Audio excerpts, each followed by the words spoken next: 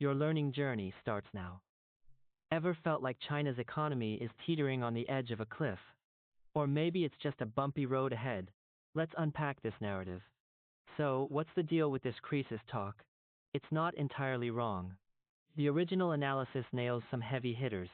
The export real estate debt triangle was the engine for decades, and when real estate sputters, it hits local budgets, household wealth, and bank lending like a triple whammy. That's solid insight. But here's the catch, calling it an irreversible total collapse? That's jumping the gun.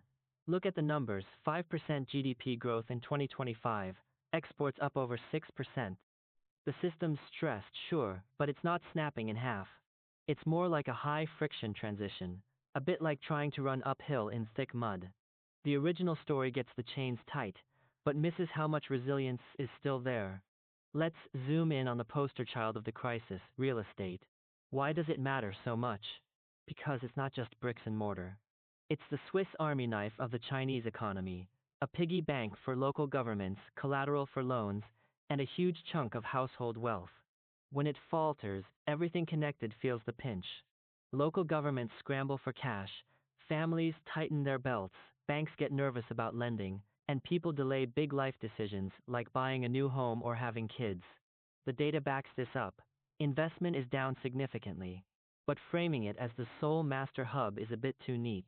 It's more like a massive amplifier, making existing problems roar louder, rather than being the source of all problems itself.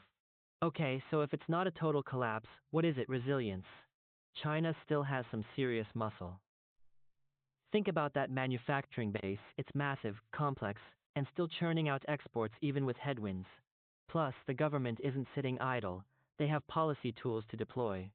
And critically, it's not a monolithic mess. Some sectors are struggling, yes, but others, especially high tech and services, are picking up speed.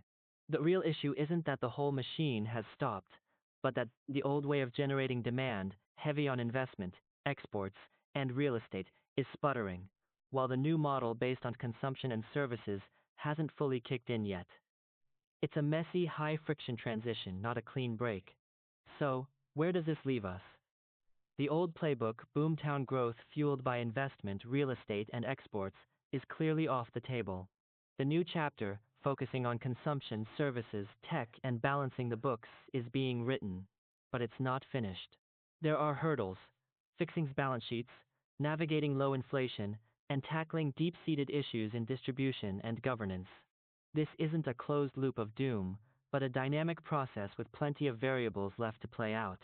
The path forward involves navigating this friction, leveraging strengths, and managing the inevitable bumps along the way.